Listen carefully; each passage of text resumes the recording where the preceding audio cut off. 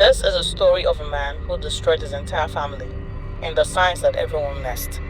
Chris Watts stood on his porch asking for his missing family to come home. His soft voice and polite words were broadcast on TV as he made emotional pleas for his wife and daughters to be found. But behind the soft voice and polite words, something felt off. He was too calm, too controlled, unlike a man whose wife and kids were missing. As the story unfolded, what came next was darker than anything I could have imagined. To the world, Chris and Shanann Watts had the perfect life. Their photos were all over social media. Shanann, who was 15 weeks pregnant with her first son, always smiling, proudly posting pictures of her husband, a soft-spoken father who seemed to adore his family, and two beautiful daughters, Bella, 4 years old, and Celeste, 3 years old. They had a big house in Colorado. Chris worked at Anadarko Petroleum. Shanann was thriving with her health business.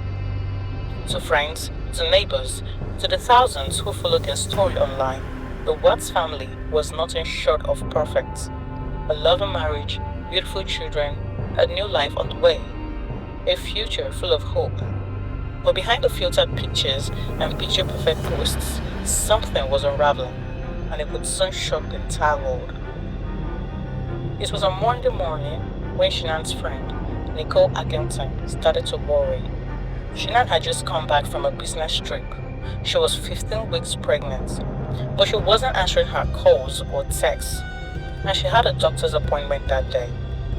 Nicole drove to the house, rang the bell, knocked, nothing. But Shanann's car was in the garage. The kids' car seats were still there. Her purse, her phone, everything was inside, but no one was home. So Nicole called the police. The responding officer showed up with Nicole, his body cam rolling the entire time. Chris Watts arrived a few minutes later, calm, almost casual. He said Shanann had told him she was going to a friend's house with the girls. When the officer asked if they were having any marital issues, Chris admitted that they were in the middle of a separation and said he had an emotional conversation the night before. Still, his calm demeanor didn't match the gravity of the situation. But here's the first red flag: his body language. No panic, no urgency, just emptiness. And then the neighbor spoke up. He offered to show the officer his home security footage from across the street.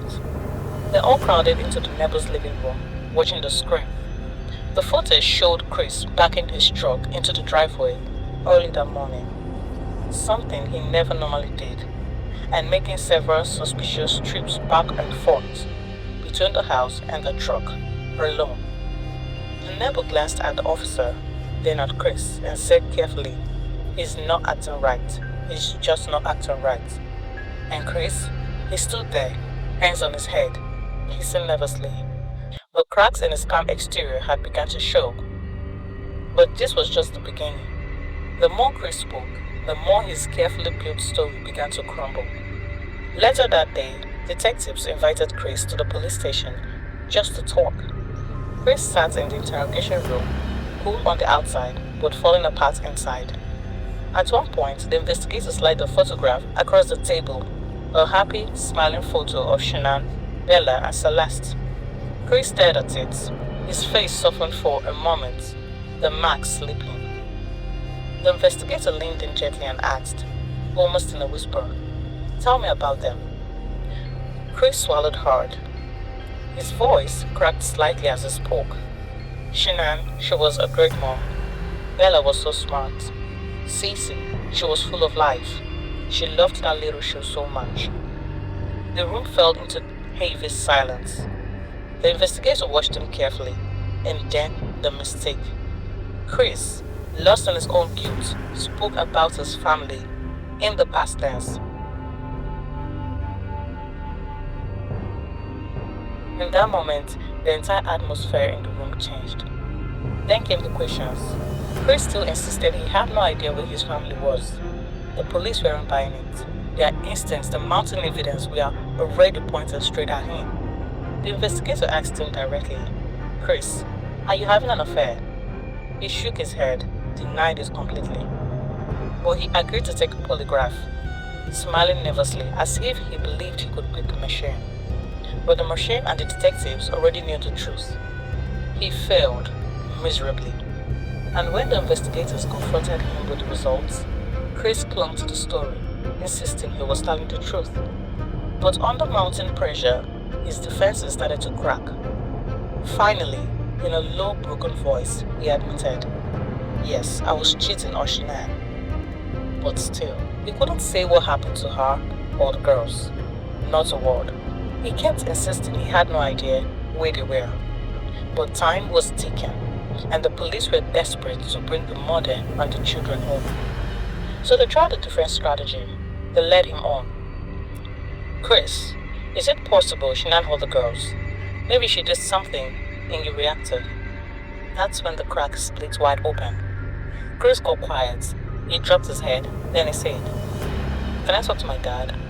His father, Ronnie Watts, had been waiting in another room. The investigators agreed. They stepped out. When his father entered the room, Chris finally broke down. Tears filled his eyes, and his voice came out barely above a whisper. He said, "They are gone. I saw them. Blue. I lost it. I strangled her." Chris claimed that after he told Shanann he wanted a separation, they had a heated argument. And according to him, in a sudden rage, Shanann killed their 2 daughters. Chris said he found Bella and Celeste lifeless, their tiny bodies blue and still. Overcome with rage and heartbreak, he said he snapped and strangled Shanann. His father sat there in stunned silence, watching his son, the boy he raised, confess to something unimaginable. Moments later, the detectives calmly re-entered the room. No shouting, no accusation, just a soft voice. "Chris, we heard what you said.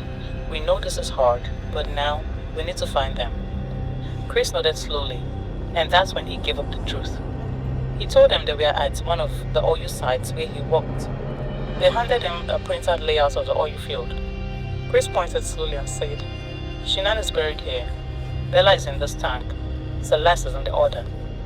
In that instant, the mask was gone. The man, who once painted himself as a loving father and husband, now confessed to discarding his family like waste. His daughters submerged in crude oil. His wife buried in a shallow grave. That same night, the police then drove out to the remote Anodako oil site.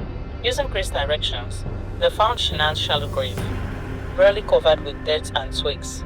She was still in her shirt and underwear, 15 weeks pregnant, and the way she was buried showed no care, no remorse, just thrown away like trash. It was too dark and dangerous to open the 2 massive oil tanks that night, so the team waited until morning. Specialists were brought in to drain the crude oil before recovering the girls' tiny, fragile bodies. One of the detectives, visibly emotional, later said, "Shanann, who was pregnant, was dumped like waste. She wasn't even laid out properly. The children, they were still in their pajamas." It was one of the most haunting crime scenes they had ever witnessed. Chris was arrested shortly after.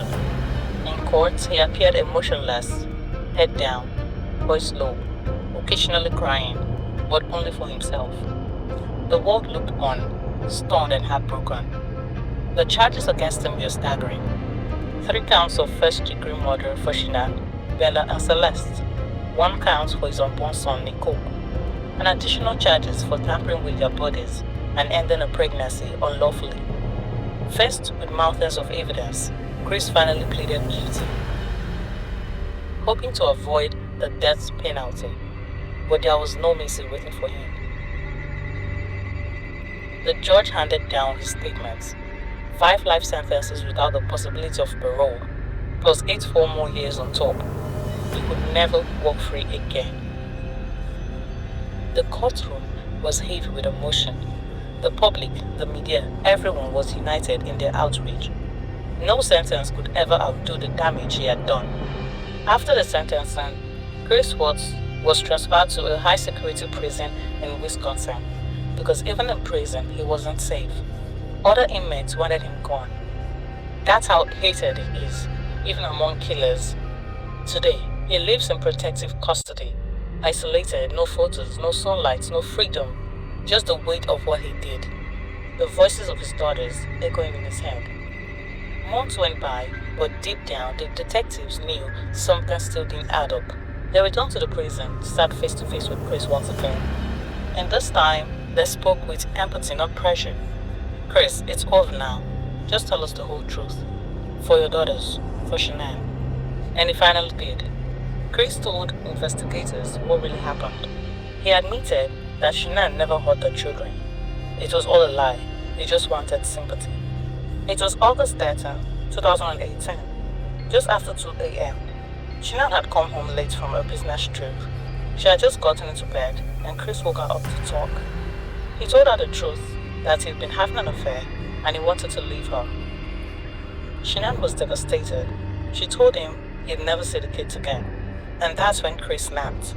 He pinned her down, sat on her stomach, and strangled her. She fought, she struggled, but in minutes she was gone. And while this was happening, their 4-year-old daughter, Bella, saw everything. Chris wrapped Shanann's body in a white sheet and dragged her down the stairs. Then he placed her in the back of his truck. He put his 2 daughters, still alive, into the back seat. Let us sink in. 2 little girls in the back seat, feet away from their dead mother's body, and their father was driving them to their own graves. Chris dug a grave for the woman who had once trusted him with her life.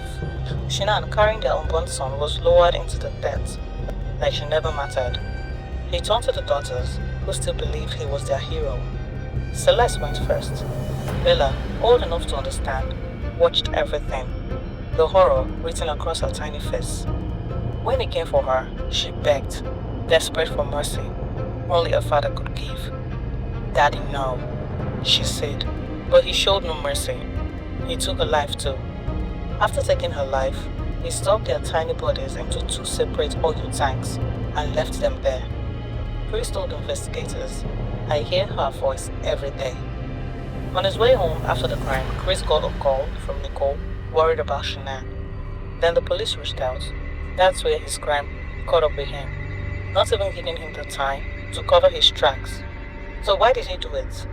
Chris Watts was having an affair with a co-worker. Her name was Nicole Kissinger.